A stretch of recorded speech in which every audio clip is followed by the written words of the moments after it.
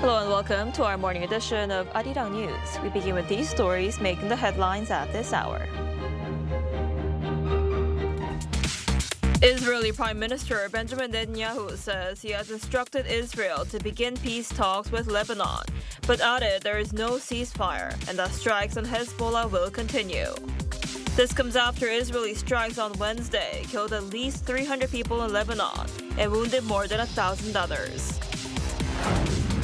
Iran's supreme leader said in a statement attributed to him and read out on state TV that the management of the Strait of Hormuz will enter a new phase.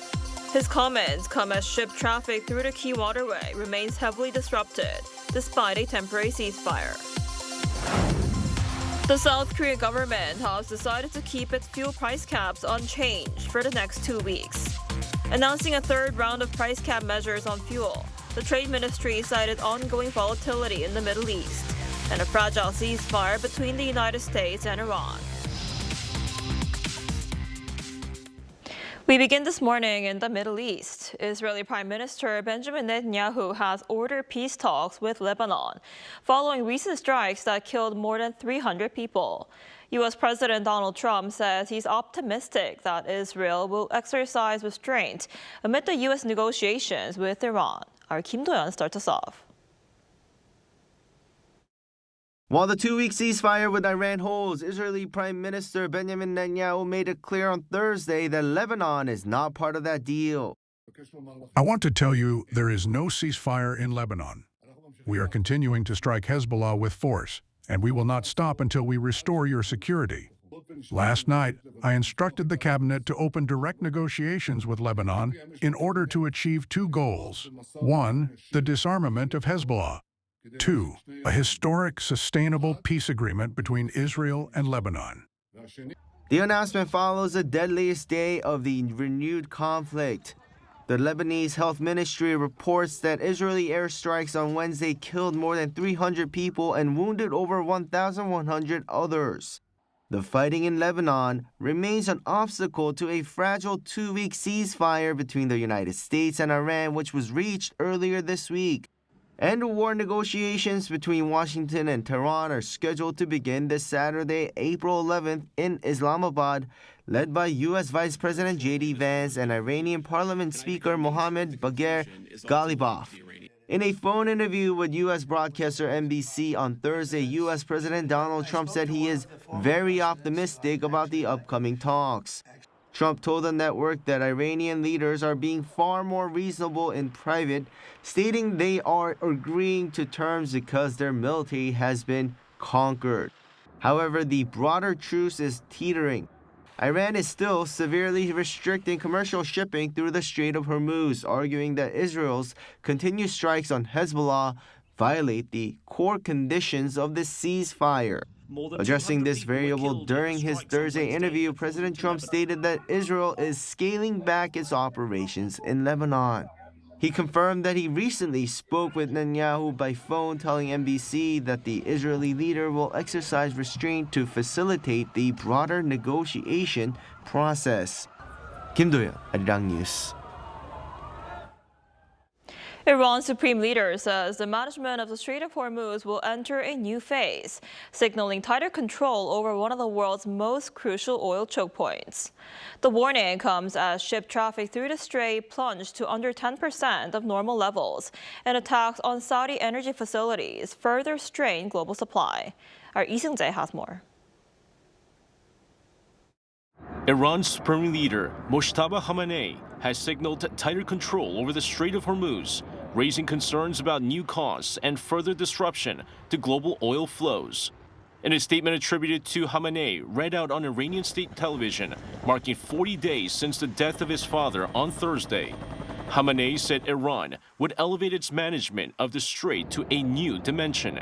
His remarks have fueled fears that Tehran could impose a transit fee of up to $2 million per vessel. Khamenei also declared a decisive victory over the United States and Israel, while emphasizing Iran does not seek war, but will respond as a unified force with its regional allies. Meanwhile, ship traffic through the Strait of Hormuz remains severely disrupted despite a temporary ceasefire, operating at less than 10% of normal levels. Just 7 vessels passed through in the past 24 hours, compared to about 140 on a typical day before the conflict. Hundreds of tankers remain stranded in the Gulf, contributing to a roughly 20% cut in global oil supply in what analysts describe as an unprecedented disruption. Attacks on Saudi energy infrastructure have also reduced output by about 600,000 barrels per day and cut pipeline flows by another 700,000 barrels per day. Saudi officials say multiple facilities have been hit, adding further strain to global energy markets. The 2-week ceasefire announced this week appears increasingly fragile as Israel pressed ahead with strikes in Lebanon, and Iran showed little sign of easing its near-total blockade of the Strait of Hormuz, a key route for roughly 1/5 of global energy supplies. Lee Seung-jae, Arirang News. And the South Korean government says it will keep fuel price caps unchanged for the next 2 weeks, citing ongoing volatility in the Middle East and a fragile ceasefire between the United States and Iran. According to the Ministry of Trade, Industry and Resources on Thursday, under the current system, maximum prices will remain at 1,934 Korean won, or $1.31 per liter for gasoline, 1,923 won for diesel, and 1,531 for kerosene. The price cap policy, introduced in mid-March, is reviewed every 2 weeks to help stabilize domestic fuel costs. Officials say the decision comes as global gasoline prices have dropped sharply, returning to levels seen 2 weeks ago following the announcement of a temporary ceasefire between Washington and Tehran, despite continued disagreements over its terms. The Bank of Korea has held its benchmark interest rate steady at 2.5%. The decision, the 7th straight freeze, was announced Friday morning as the central bank faces a complex policy dilemma exacerbated by the situation in the Middle East since late February. Rate cuts remain off the table due to renewed inflationary pressures and foreign exchange instability. South Korea's consumer prices rose 2.2% on-year in March, while the Korean won also remains volatile, having weakened to the 1,520 Korean won range against the U.S. dollar recently before rebounding to the 1,481 level. Today's meeting marks Governor Lee Chang-yong's final rate-setting session before his term expires on April 20th. And now for more on what's behind the Bank of Korea's rate decision today, we're joined today by Professor Shin Myung-kyu, Associate Professor of Economics at Yonsei University. Professor Shim, thanks for joining us today. Thank you for having me. So this is the 7th time in a row that South Korea's central bank has kept its interest rate steady. What's behind today's decision?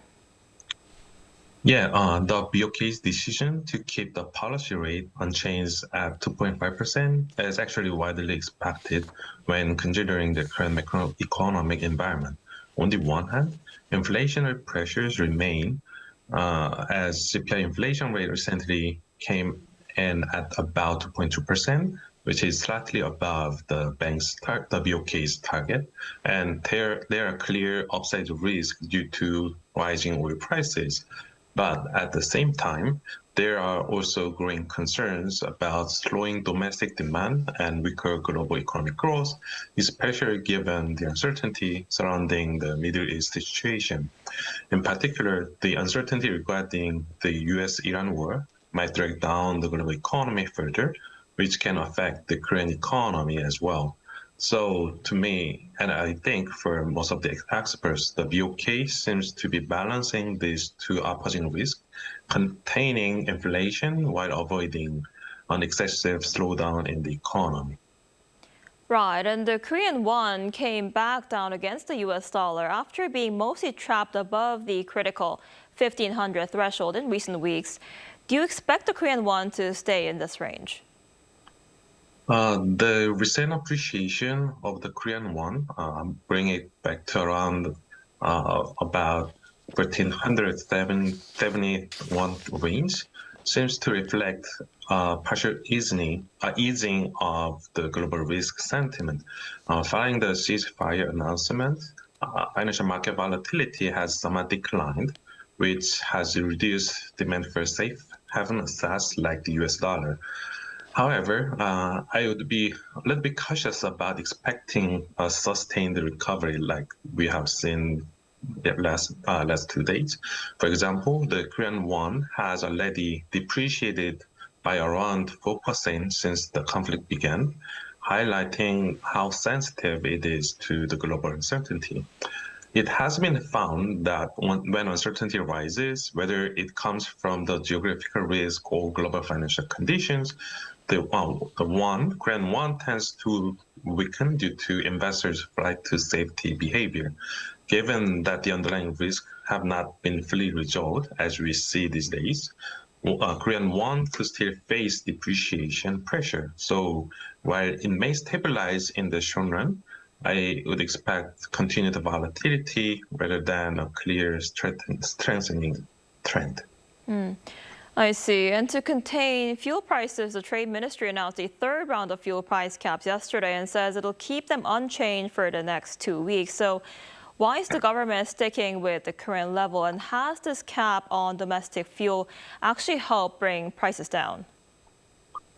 Yeah, let me first note that the full price cap, the current policy, seems to have had the kind of a meaningful short-term impact in stabilizing domestic fuel prices. For example, if we look at the data, the diesel prices in Europe surged by more than 30% recently, but the increase in Korea was limited to around 8%, suggesting that this policy has been somewhat effective in containing price spikes.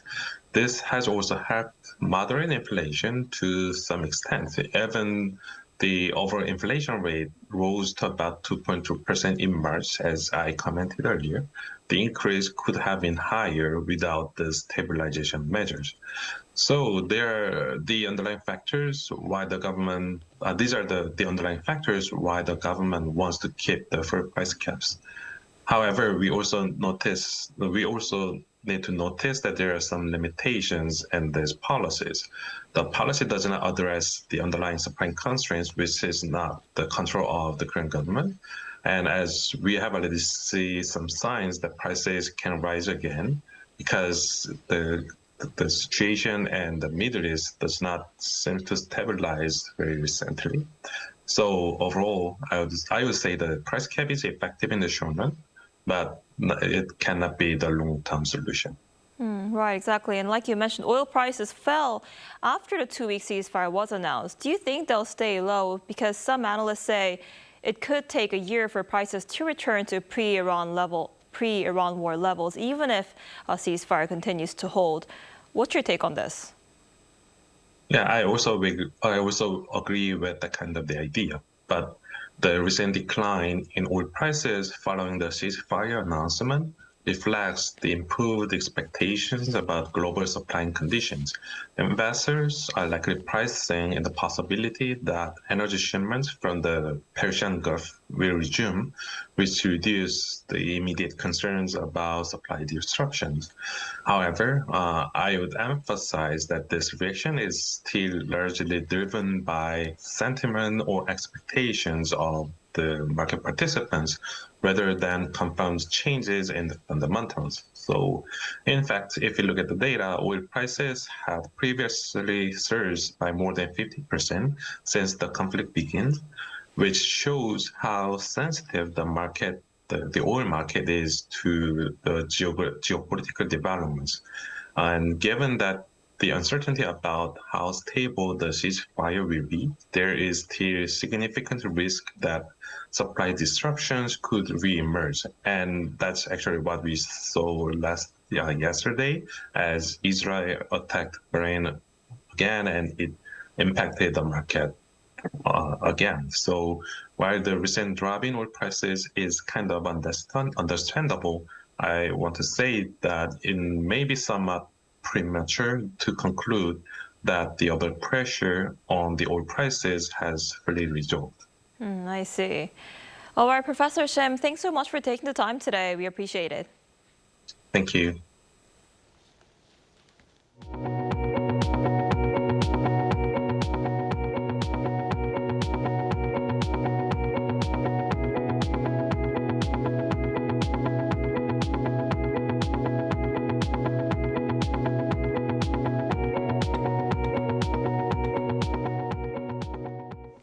South Korea has signed a deal to export another batch of K9 self-propelled howitzers to Finland.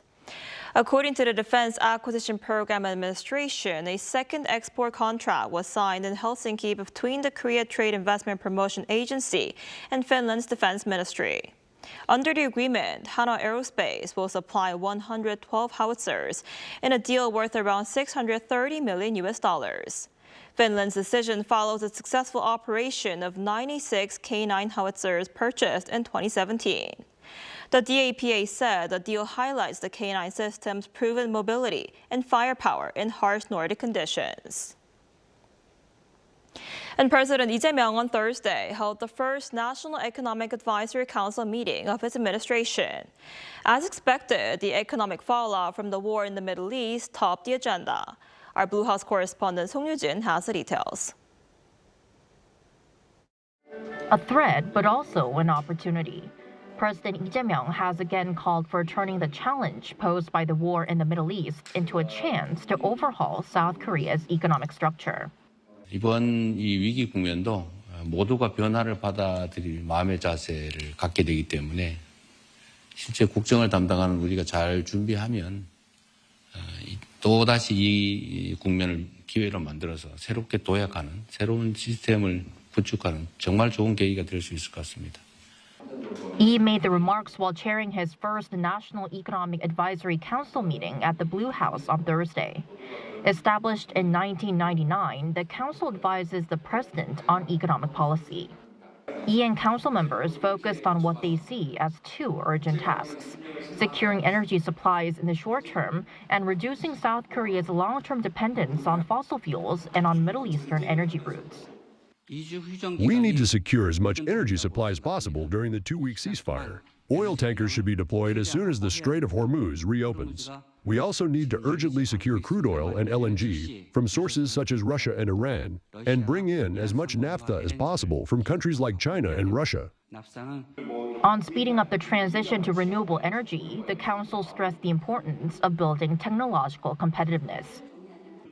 In the case of wind power, advanced countries are already developing and commercializing turbines of more than 15 megawatts. South Korea is still at around 8 megawatts. When it comes to utility-scale renewable energy, I believe offshore wind is one of the very few realistic options for this country. President Lee returned to the same message later in the day at a weekly meeting with his top aides, reiterating the need to prepare for what he called a, quote, completely different world once the war ends. The Blue House says the government will move to revise and develop related policies based on ideas discussed at Thursday's meeting. Song Yoo-jin, Arirang News. Following their comeback show at Gwanghwamun Square last month, BTS have now launched their Arirang World Tour in Goyang, marking their long-awaited return as a full group after nearly 4 years. Our culture correspondent Cho Young-eun was there. Rain poured quite heavily throughout the day, but fans continued to gather outside Goyang Stadium. Ahead of the opening show of the BTS World Tour Arirang, the atmosphere was electric. Many fans took part in various on-site events and activities from the morning, while waiting for the show to begin.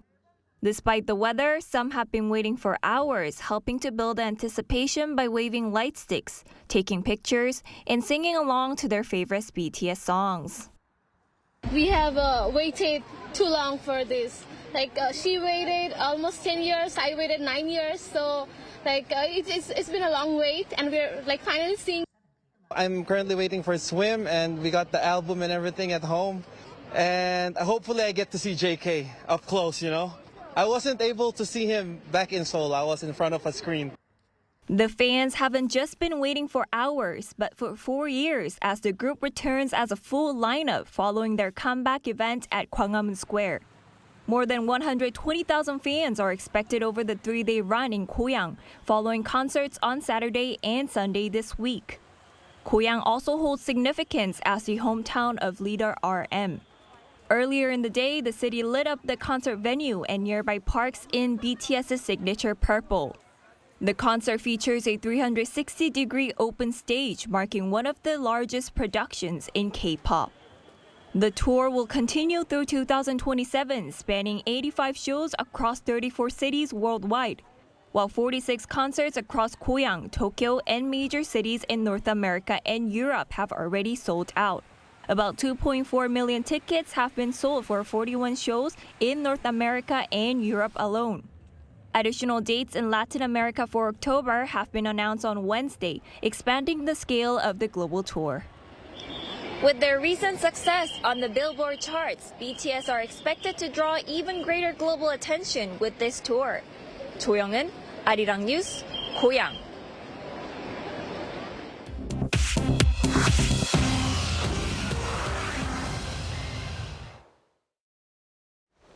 Good morning, I'm Chu Ji-hyun, and this is The World Now. Russian President Vladimir Putin on Thursday announced a 32-hour ceasefire in Ukraine over Orthodox Easter weekend, and Ukrainian President Vladimir Zelenskyy said Kyiv will honor it. The Kremlin ordered Russian forces to halt all military actions starting Saturday, April 12th at 4 p.m., running through the end of Sunday, the day Orthodox Christians in Russia and Ukraine celebrate Easter. Ukraine's defense minister directed the military to stand down troops in all directions for the duration of the ceasefire. Zelenskyy, posting on Telegram, said Ukraine had pushed for an Easter pause for more than a week and called the ceasefire a real chance for Moscow to step back from attacks even after the holiday ends. The announcement echoes a similar 30-hour ceasefire last Easter, which both sides accused each other of violating almost immediately. U.S. First Lady Melania Trump stepped before cameras at the White House on Thursday to deny any connection to convicted sex offender Jeffrey Epstein. She called years of online speculation linking her to Epstein, quote, lies that must end today, and demanded Congress hold public hearings for Epstein's victims. Melania stated she met Donald Trump at a New York party in 1998, not through Epstein, and that she first crossed paths with Epstein only in 2000 at an event she attended with her husband. She said at that time she had no knowledge of his criminal activity whatsoever. The statement comes after the Justice Department released Epstein files that included a 2002 email Melania sent to Epstein associate Ghislaine Maxwell, which she described Thursday as nothing more than casual correspondence. 40 days after U.S. and Israeli strikes killed Supreme Leader Ali Khamenei at his Tehran residence, Iranians took to the streets across the country on Thursday to commemorate his death. The memorials began at precisely 9:40 in the morning, the exact time of the attack on February 28th that killed Khamenei, members of his family, and several senior Iranian officials. The new Supreme Leader, Khamenei's son Mojtaba, who was reportedly injured in the same attack, did not attend any of the events. An Israeli court announced on Thursday that Prime Minister Benjamin Netanyahu's long-running corruption trial will resume this Sunday. Netanyahu faces charges of bribery, fraud, and breach of trust, charges he has denied. The trial began in 2020, carries potential prison time, and has no end date in sight. It is the first time in Israeli history that a sitting prime minister has faced criminal charges. President Trump has publicly echoed Netanyahu's calls for Israel's President Isaac Herzog to issue a pardon to Netanyahu, citing the burden that regular court appearances place on a wartime leader.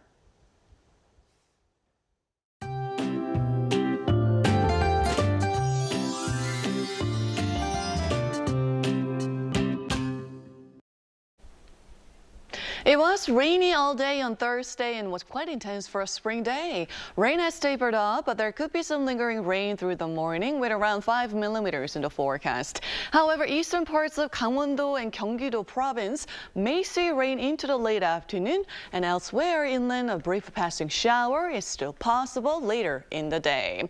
Temperatures have cooled down in this afternoon. Highs will stay lower than season norms again for Seoul, getting up to 14 degrees, Daegu at 19 19 degrees Celsius. Busan getting up to 21 degrees under sunny skies there. Looking ahead, mostly sunny skies and warmer temperatures return this weekend, but Jeollanam-do province and Jeju Island could see rain on Sunday afternoon. Next week looks a lot more promising. Temperatures will stay above 20 degrees Celsius with breezy mornings under brighter skies.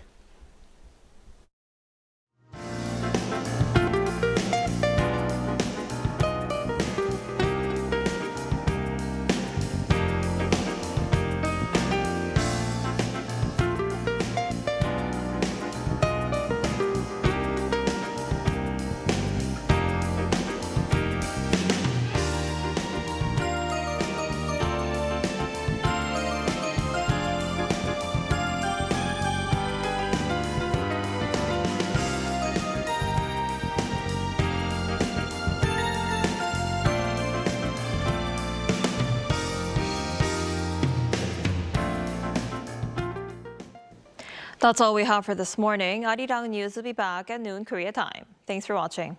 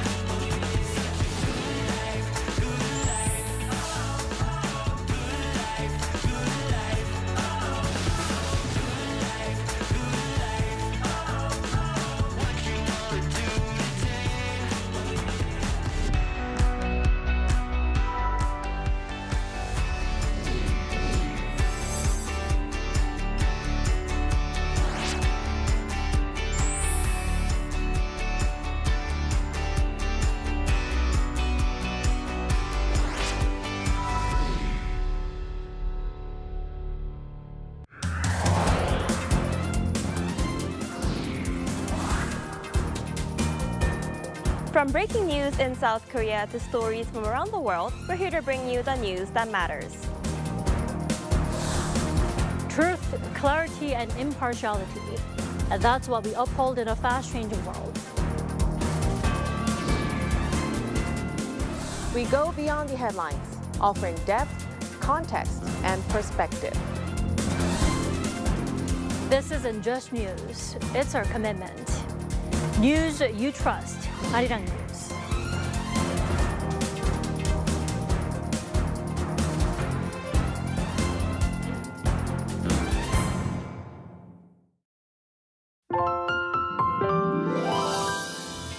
Let's go! Simply K-pop! Hello everyone, I'm Simply K-pop's MC, Alan of Gravity. 우후! 네, 여러분 안녕하세요. Simply K-pop MC 크래비티 원주입니다.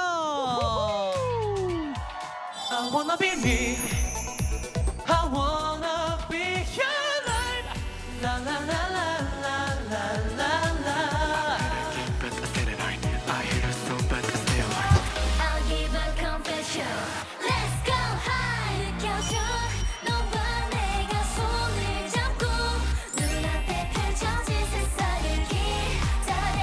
손섭섭하라 시달려 나 깜빡. Yes, I tell me what you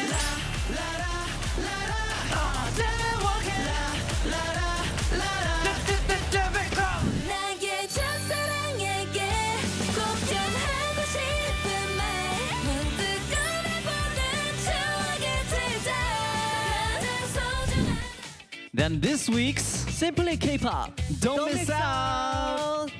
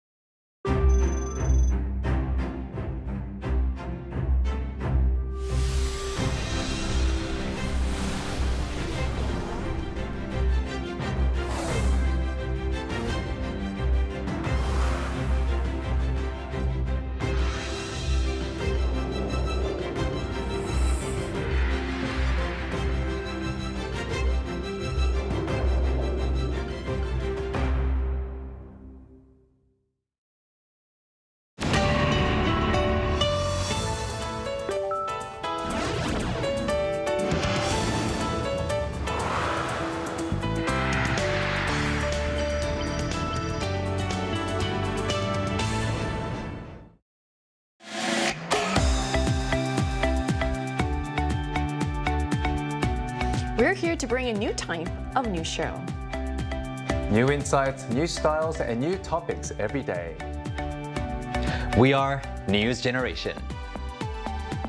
Bringing news just for you is Friday, April 10th here in Seoul. I'm Isujin, and this is News Generation. Joining us today is Q. Thanks for having me. Happy Friday. Happy Friday. Also Fabulous with us. Great to be here. Great to have you. And both are here to speak on behalf of people in their 20s and 30s. So, as a show, we're always looking for better ways to connect with our viewers. And since it's the last day of the work week, we wanted to try something a little more exciting and something more interactive. So starting today and on most Fridays moving forward, we'll be diving deeper into topics that spark real debate. So basically issues that hit close to home for a lot of people around the world. And today we're taking a closer look at life in apartments. So have you ever had conflicts or frustrations living in a shared residential building, Kyun? Yes, a couple of times actually. Since most houses in Seoul, the Seoul metropolitan area, are apartments or low-rise apartments, the noise issues between floors is always a problem. So a few years ago, people who lived upstairs had young children who would always run around the house during nighttime especially. And it became a little too annoying, I guess, because it didn't stop. So after a few weeks, we knocked on their door to politely ask for the noise to be reduced, especially at nighttime, because obviously we have to sleep.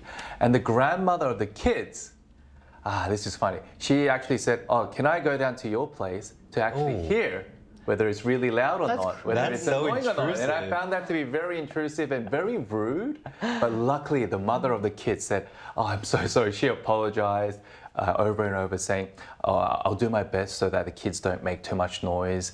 And it did get better over time. So the grandma didn't have to come down. Oh, well, of course. We said no. Fair enough. Please don't. And I said, okay. And then things got a little better after that. But other than noise from upstairs, noise from next door can also be a problem depending on where you live. Usually low-rise apartments or office towers where many houses are adjacent to each other. Yes. Wow, noise from next door can be a huge problem as well. So I also heard some people sing. Well, I'm guilty loudly. of that, honestly. I'm not going to mention any names, but some people sing, and you can hear them right next door. Some people like to turn on the music a little too loud, and you can hear pretty much everything they're listening to. And it gets really, really annoying. So I guess a lot of noise, pollution, noise stress causes a lot of problems within Korean people living in Seoul, especially in apartments. So this is going to be a very fun debate today.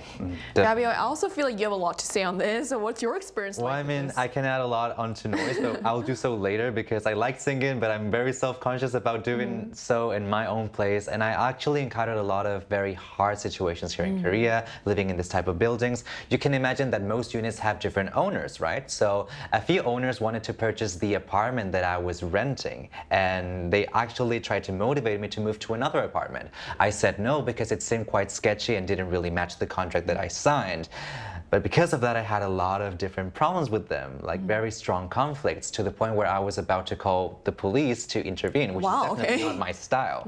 Thankfully, I stood my ground and things got a little bit better, but it was a tough situation and it made me realize how important housing is. You see, I face lots of difficulties every day in my life, and I don't have any problem dealing with them, but when it came to my own personal space, I felt the most vulnerable and helpless. I didn't expect that story to escalate so quickly.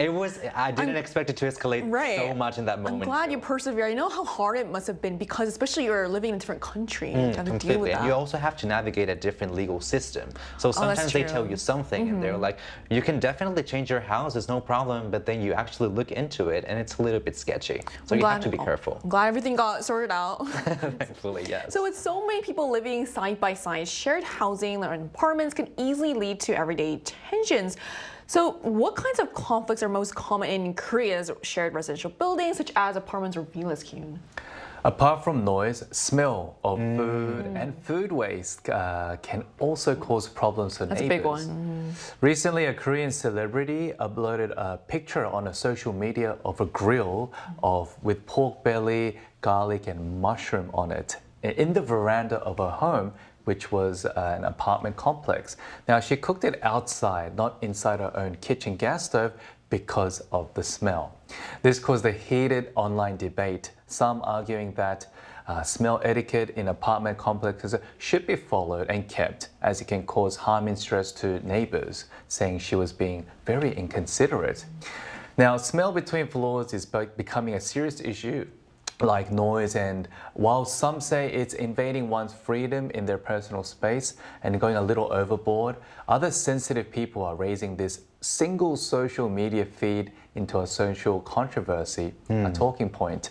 Again, highlighting the list of the do's and don'ts we have to keep living in a shared residential area.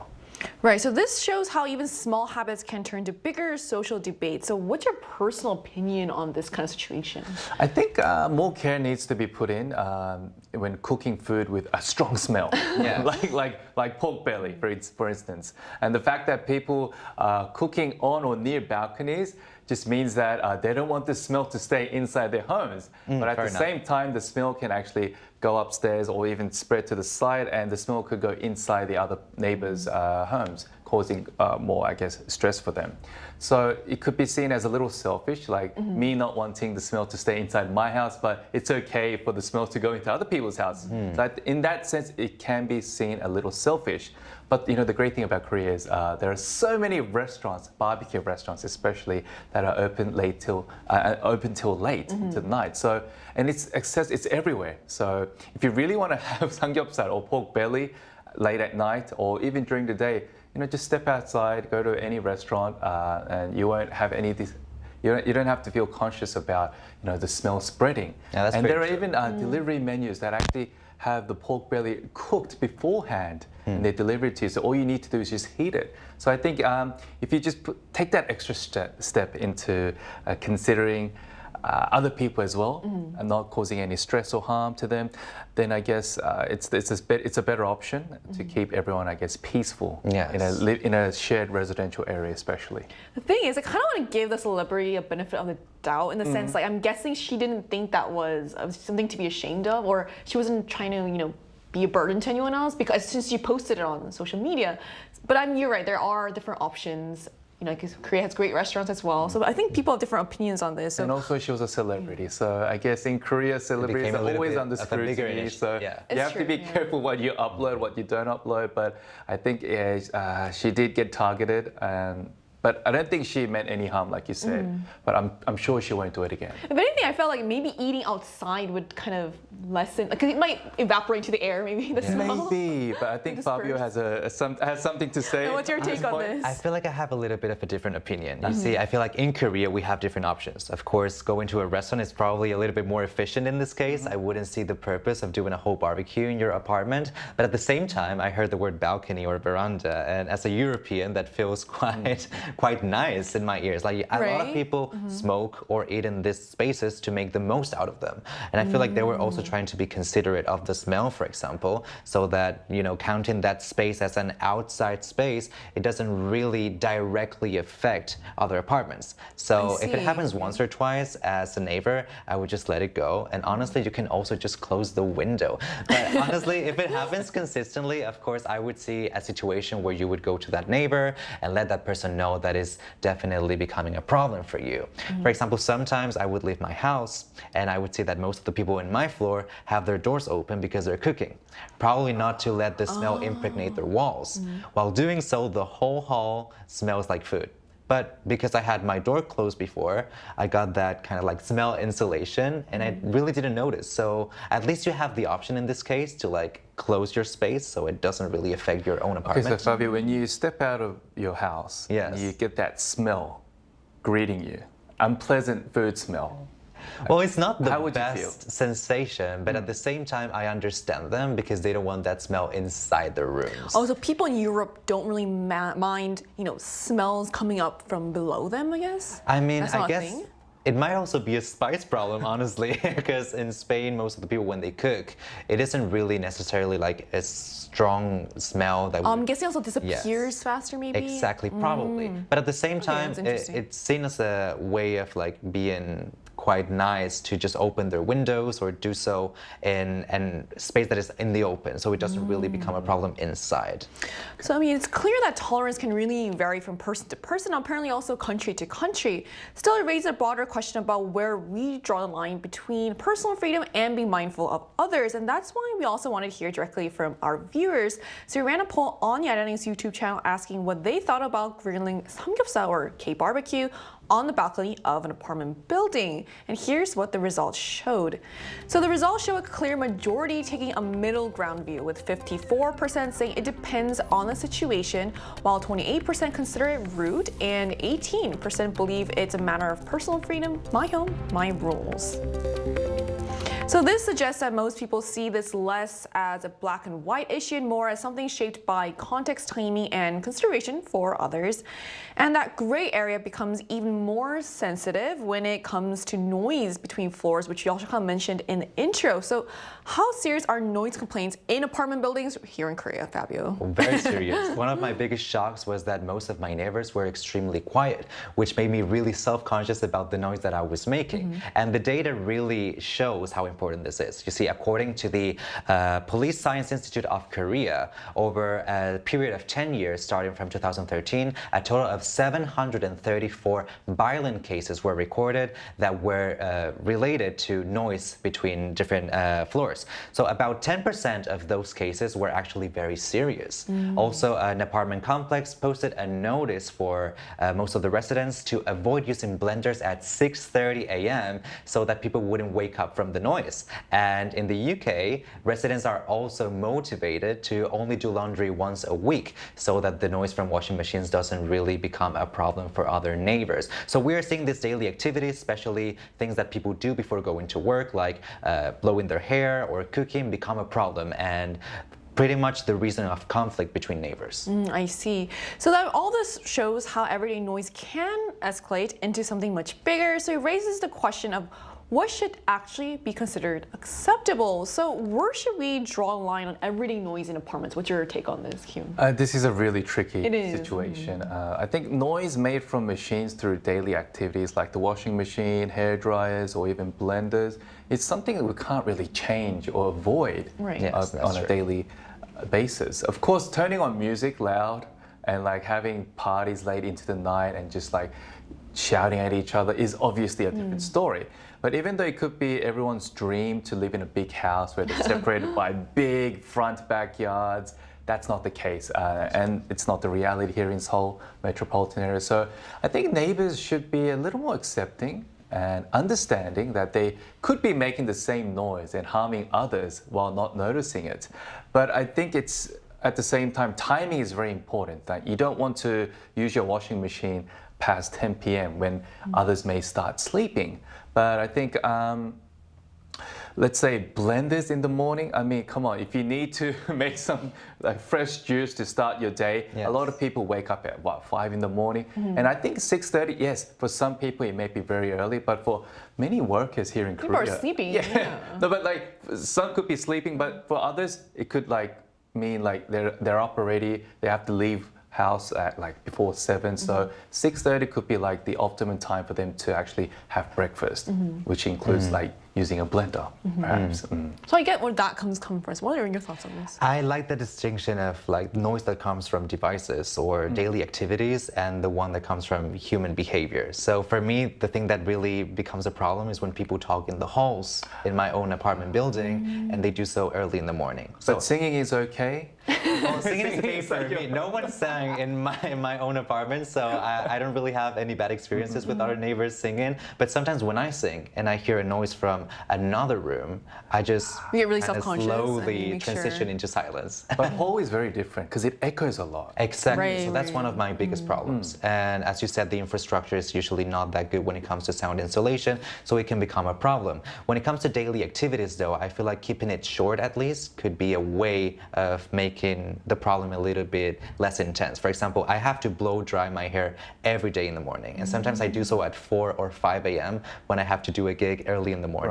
When I do so, I try to do it as fast as possible, not to disturb other type of neighbors. So that could be an option. And then at the same time, you need to let them know that that is becoming a problem. if you don't let your neighbor know, well, it's going to keep happening. So I do understand how being open-minded could help in this situation, but also that communication is kind of a must. And a lot of people don't want to communicate that directly because of conflicts happening. So maybe having a community inside your own apartment complex that could set very strict rules, like what we heard about the blenders, could be honestly the best option in the end. I think the duration is a really good point because I have a neighbor whose alarm keeps on ringing, and I think it's because it keeps going on for such a stretched period of time that is so bothersome as well. Yeah. No, I think it's a very tricky issue, like I said before, and it can be a very subjective one, depending on the people, because people have different standards. Some can tolerate like machine noise is much better than human noise, and some things like and vice versa. What bothers you more, do you think? Both. Fair enough, fair enough. No, like honestly, I think it's like human behavior. Like I don't really want to hear someone sing. Yes. Even if they're like a great singer, it doesn't matter. You don't move next to Fabio anytime soon. That's why we have singing rooms, you know? And like we have Korean 노래방, which is really affordable. You can sing your heart out and it's in this small cubic space. But like singing at home, okay, I do understand. But if it's like happening every day on a daily basis and to a point where it annoys the neighbors, I think like, but at the same time, like Fabio said, you have to raise the issue.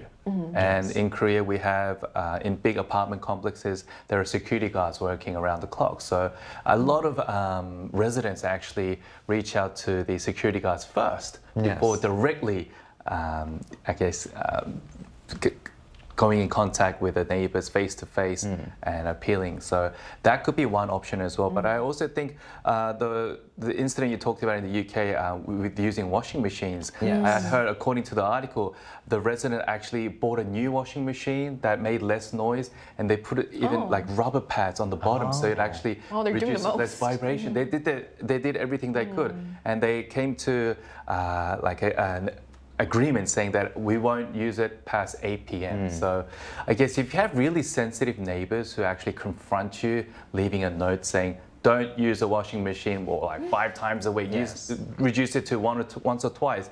But this person was being very nice and considerate. But you know, not everyone's nice. Not everyone's considerate. So to avoid these conflicts, I think a lot of, I guess, understanding is required.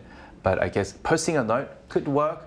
But I find it kind of sad that it ends up being the neighbors that have to fix the problem. I feel like at the end of the day, the real issue is that the apartment complex are not prepared to, you know, make that noise insulation really work. And we're living in 2026. I mean, I feel like it's time for us to not be able to figure out a way to our neighbor just like tapping on their own wall. Like that is just very weak when it comes to a sound system. So I do want to motivate also architects and construction teams to make it better work. This could be like another discussion topic to talk about how to build good. I thought I live in an older, like a very old apartment building, so I thought that's why I could hear sounds. But you both live in newer buildings. New apartment buildings also have the same problem. It's the material they use and how, I guess, it's all about the depth as well between floors. And I heard like on some YouTube, it may not be true, but they reduce it as much as they can so they can add another floor to apartments to sell more, I guess, you know, houses.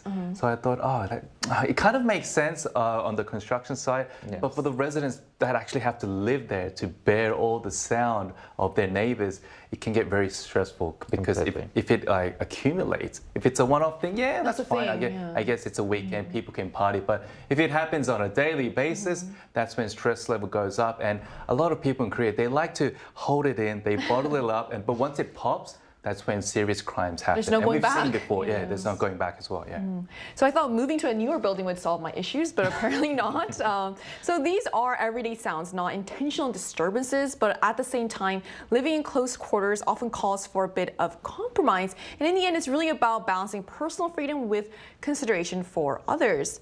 So let's take a look at what our viewers had to say on this issue. So we asked them, what do you think about using a blender at 6:30 a.m. in an apartment? So a clear majority, 62%, said it's inconsiderate, especially when others may be sleeping. Meanwhile, 23% viewed it as a matter of personal freedom and acceptable at that level, while 15% felt more neutral about this. So the results suggest that early morning noise tends to cross a line for most people, even when it comes to everyday household activities. And now that we've looked at where people stand on both smell and noise, let's turn to another part of shared living. Interactions with neighbors, especially those unexpected run-ins that tend to happen. So when neighbors cross paths, do you think it's good manners to try to avoid each other, Kyun? I noticed that many young people try to avoid each other. Yes. Especially neighbors, by not making eye contact. And even in the elevator, like, they don't really greet, but I think it's different between cultures and generations as well. But older generation, it was actually the norm to greet, especially adults. Have like a small talk. Probably. Yeah, have a small talk. So I think it's difference between generations. So what's the culture like in Spain? Well, in Spain, I feel like we have this pretty much perspective that in the Western countries, we have more of a small talk type of culture. And it does happen sometimes, but in big cities like, for example, Madrid, where I used to live, it's kind of similar to Korea. And honestly, I don't like running into my neighbors. I like to keep my own space private. And that comes from this feeling of like, I'm already sharing a lot of my private life in social media, and information becomes very sensitive. So at least having one vulnerable space where I have full privacy becomes really important to me. Right. So, I mean, personal comfort and safety can definitely shape how people approach these situations. So let's take a look at what our viewers had to say about this. So we asked them what their thoughts were about trying as much as possible not to run into neighbors in an apartment building. And here are the results. So half of the respondents, 50%, said it's simply basic manners to try not to run into neighbors, while 25% felt it was a bit too much, and another 25% remained more neutral on this.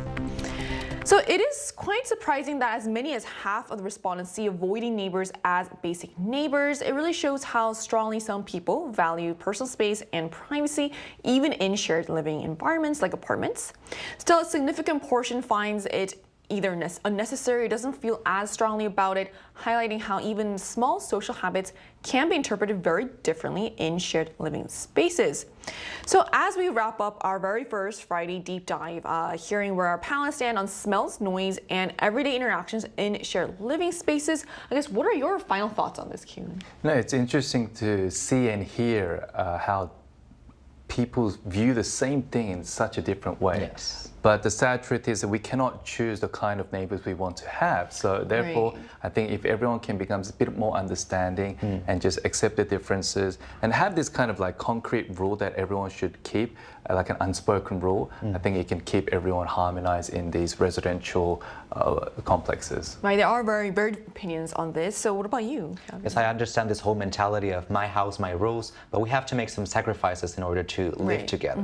So even though we have a personal style and personal preferences, we need to find ways so that people live comfortably with each other. Right. So, I mean, at the end of the day, shared living is all about navigating that fine line between personal freedom and consideration for others. And what feels reasonable to one person can feel intrusive or inconsiderate to someone else. So maybe the real takeaway is more simple. There's no perfect answer, just a need for a little more awareness and also compromise. And that brings us to the end of today's episode of News Generation. But News Gen will be back on Monday at 10:30 a.m. Korea time with more stories and discussions. A big thanks to Kyun. Always a pleasure. And also Fabio. Thank you for having me. And to our viewers, thank you so much for watching. Hopefully this weekend your blender is brief and you can keep it down and carry on. We are News Generation.